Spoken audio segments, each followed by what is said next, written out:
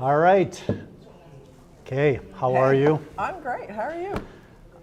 Yeah, my head, it's the first session. I'm already getting a headache, so it's like I can't imagine what it's going to be like till Yeah, tomorrow. 2 days. 2 days. Pace yourself, my friend. Well, I mean, it's kind of in line with what we were talking about in the opening session was, people's capacity to absorb the change, right? I mean, I've been in IT 35 years, real estate IT 30 years, and so to me, absorbing AI, all the things we're talking about, it's kind of sequential. It builds on itself, Yeah. right? But if you're a real estate professional who's been kind of like peeking at this, poking under the covers a little bit, Yeah. with the acceleration we've experienced, how do they deal with it? Well, here, I don't actually think that people are as afraid of change or as resistant to change as most people think. I think what people hate is transition, right? And if you are stuck in limbo, or if you're stuck in transition for a long time, that's what people don't like. So if I told you that you're going to move to a new house, you'd be like, oh my God, I have to move, pack, and this and that and all that. But if I told you you're going to wake up tomorrow and be in a new house, you'd be all in, right? So it's not the change. Right. And I think this is a extruded change that we are still debating, and it's exhaustion. Every day you pick up a different article that says, it's wonderful, it's horrible, it's wonderful, it's horrible, we're doing this, we're doing that. And it's just overkill, and we need to realize if you're looking for the perfect solution, it's not out there. We've tried way too long to design the average space for the average person doing the average thing, and that doesn't exist anymore. So it's messy, it's complicated, and we need to lean into that. And I think sometimes they say, perfect is the enemy of good. Yeah. If you're looking for perfect, Don't find it. No. yeah. So we saw this in retail with the demise of the department store, right? I think it probably outlived its lifetime by at least 5, maybe 10 years. I was just in one a couple weeks ago, and we were like the only one in this massive store with this massive inventory and nobody buying anything. And I'm like, how do they survive? Well, people are treating retail spaces like a museum or a place that you can go and look at something and then you're going to go home and buy it online. Right? Because I think we've all had that experience where we bought something online. It was like, oh, this sweater is really cute. Maybe I bought the wrong size, right? And so I think people still like being out in public and like seeing things in the binge and seeing things you may not necessarily have noticed, but it has to change. Yeah. And so you may not need this massive inventory and these huge experiences, but even online shopping, just like online education, is now creating physical spaces because they see the value in that. It's not an either or. Right. It's both. Right. It's and you have both. to understand what the shift is. And maybe you're going to a store to see something and to actually, physically touch it and to try it on, but then you're going to go home and buy it online so you're not carrying it around. So one of the questions I did not get to in the opening, because You didn't get to a lot of questions. I didn't get to any, I got to one. But the conversation was so engaging, it's like, don't stop. So if you believe, which I do, that big and dumb, cube farms, department stores is out, small and smart, engaging and flexible is in, right? So there's this new kind of space that's coming. Is corporate America in the process of downsizing its space requirements right now? And if the answer is yes, how long is this going to take? Okay, so in the words of Tom Palucci, the Global Director of Workplace, it's authentic. That's what we should be focusing on. It's not size that matters. It's Don't go there. Don't go there. It's how authentic is it? How real is it? How much does it? What is the experience? Is it a good experience, a bad experience? You might have a big space, and that might be fine, but it's an amazing experience, and there's all kinds of interesting parts to it. A lot of corporate real estate is downsizing right now, partly because, quite frankly, not because of the pandemic, but I think we had too much space before the pandemic, and the pandemic just gave us the opportunity to rethink this and brought attention, quite frankly, to this. Now, a lot of our clients that had adopted new ways of working, because hybrid and remote are not new. We've been doing that for 30 years for remote and 10 Say it one more hybrid. time.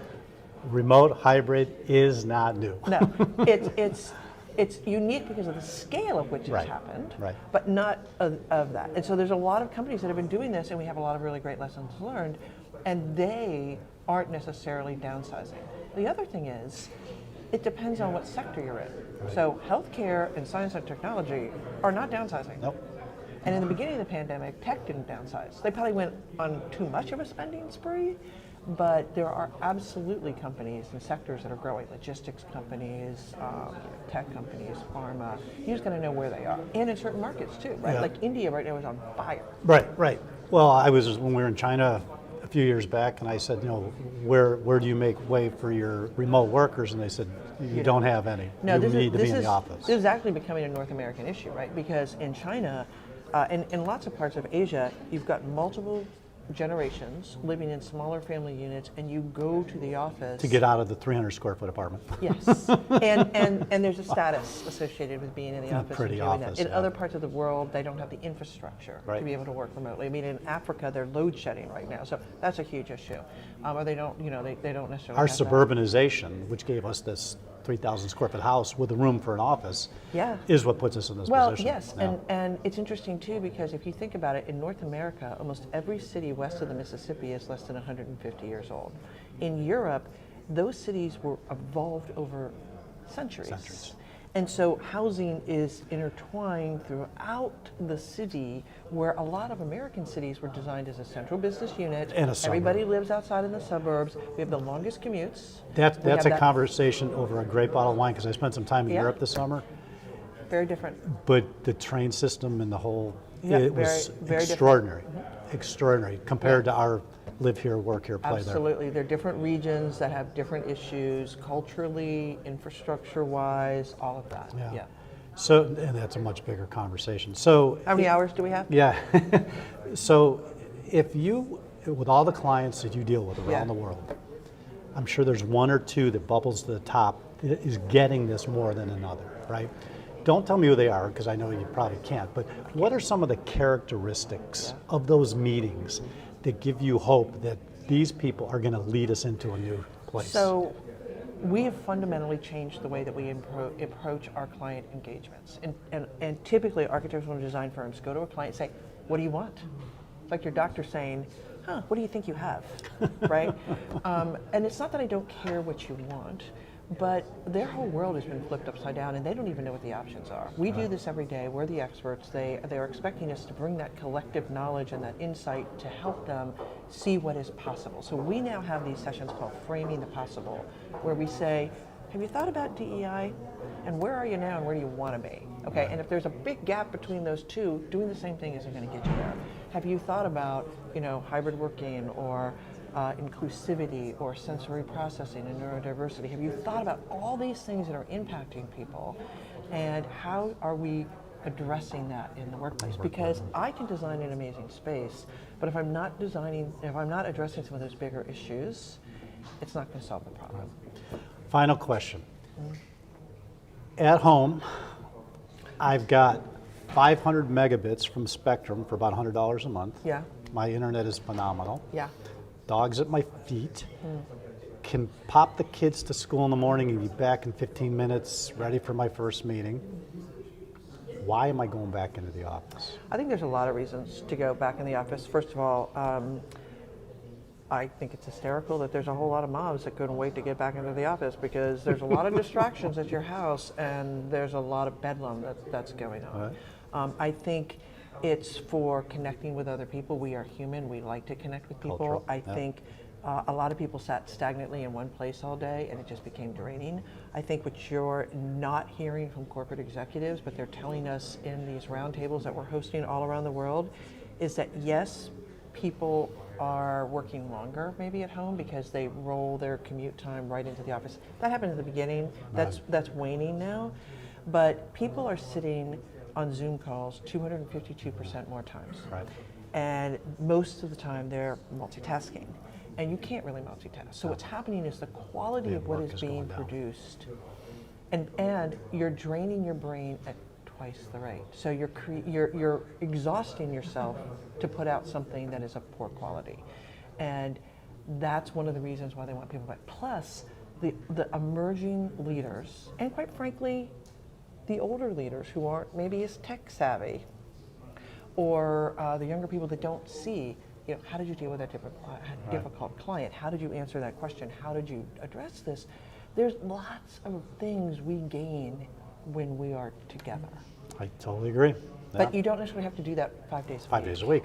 And when you do it, it needs to be different, more engaging, more productive, more experiential. Right. And this is where I think we're not addressing right now, one of the biggest issues is that people have fallen into really bad habits.